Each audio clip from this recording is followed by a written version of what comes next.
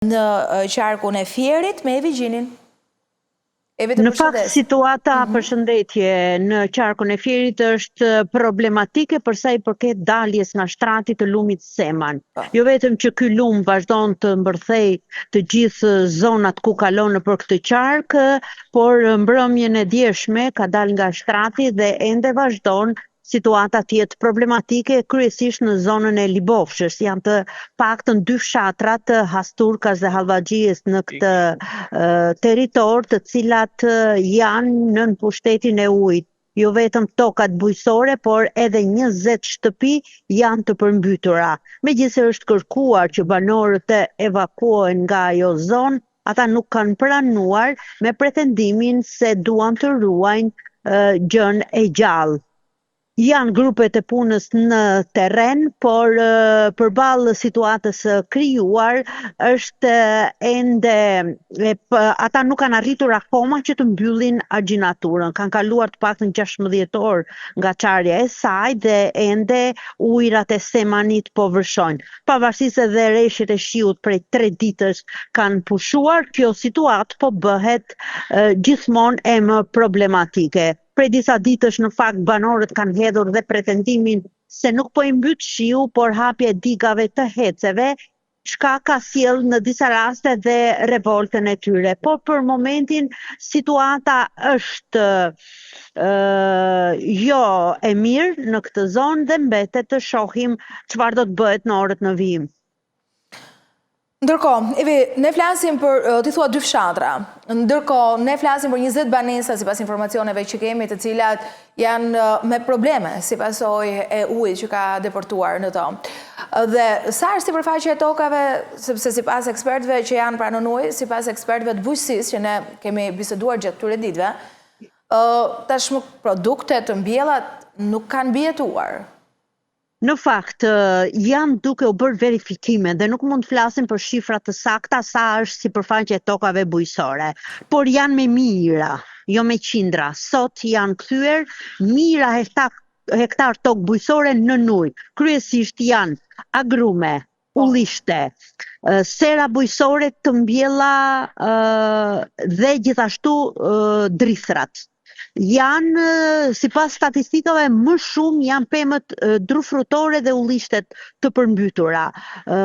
Përfshirë edhe foragjerët, gruri dhe elbi, por duke pas parasysh që qëndrimi në ujë është i gjatë, prodhimi jo vetëm që është kalbur, por po rrezikohen dhe pemët frutore. Nëse marrim rastin e zonës Dimalit në Goriçan, aty ku Semani ka dalë që prej muajit nëntor, ata kanë rreth 2 muaj që pemët janë nën ujë. Jo vetëm prodhimi që ka shkuar dëm, ka rënë nga pemët, madje të jap një detaj, në Goriçan banorët nuk kanë arritur të mbledhin ullinjt, sepse në muaj nëntor, kur Semani doli, ishte sezoni vjelës ullinjve dhe ata nuk arritën t'i vilnin. Sot në janar të 2026-ës, përsëri ata ullinj janë në ujë. Kështu që jo vetëm prodhimi që nuk u mor, po rrezikohet pemët që janë 10 vjeçar të mbyllur, të mbjell,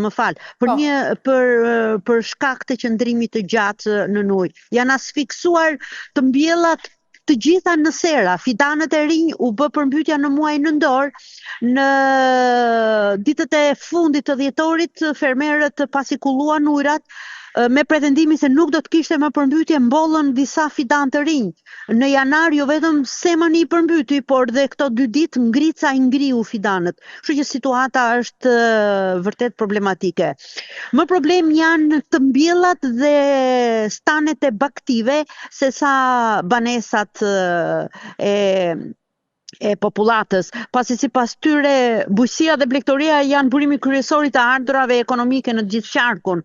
Kështu që ata jo vetëm që i humbën, por nuk po mbajnë shpresë as nga dëmshpërblimet, sepse kanë sjell në vëmendje vitet të shkuara ku përmbytjet kanë ndodhur dhe dëmshpërblimet nuk janë marrë, pavarësisht se emrat janë shënuar.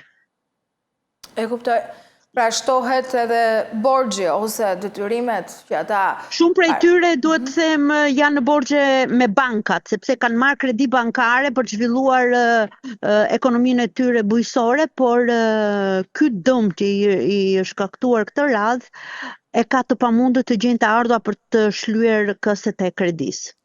Ndërkohë, nëse të pyesemi këtyre banesave të përmbytura ose që kanë prezencë të ujit, si është ardhur në ndihmë, si është vepruar, ka bashkia mjetet atje, se po shikoja edhe nga denoncimet që vinë nga përfaqësues politik, që janë denoncime vërtet forta, pra që e kthejnë situatën edhe më të rëndë se ç'është. Mos them që sharake. Shiko, evakuimet ndodhen ditët e para të janarit dhe të fundit vjetorit, kur vjosa doli nga shtrati në zonën e Ferrasit, dhe ambientet e vetme që u streuan ishin konviktet e shkollës, një nga konviktet e shkollës. Dhe largimi është bërë nga ushtria, nga forcat e ushtrisë, me forcërisht, sepse banorët nuk pretendojnë të largoheshin. Dhe janë banorë të cilat janë përmbytur prej vitesh, nuk është ky rasti i parë, po ky është rasti më i rëndë, sepse jo vetëm niveli i ujit arriti më lart se vitet e tjera, por edhe ditët e qëndrimit në ujë janë më të shumta se vitet e tjera. Natyrisht pushteti vendor nuk i ka kapacitetet për të larguar apo për të bërë dëmshpërblime. Gjithçka mbetet në kuadër të verifikimeve dhe të vëzhgimeve. Nëse kjo i lehtëson banorët, atëherë gjithçka është absurde, sepse sot ata po mësojnë të kërkojnë që pushteti lokal, vendor dhe deputetët duhet të jenë në terren dhe risjellin në vëmendje ditët e kërkesës për votime ku nëse do të shprehesha i mbi në derë banorëve, sot ata nuk po duken deputetët dhe përfaqësuesit e bashkive në derë të fatkeqësive të familjeve të prekura. Ndaj revolta e brendshme e tyre të paktën është zgjuar pasi ka kaluar 2 javë dhe ato po vazhdojnë të përballen me fatkeqësinë e përmbytjeve. Qartë, faleminderit për gjithsa sollën në vëmendje, të përshëndes.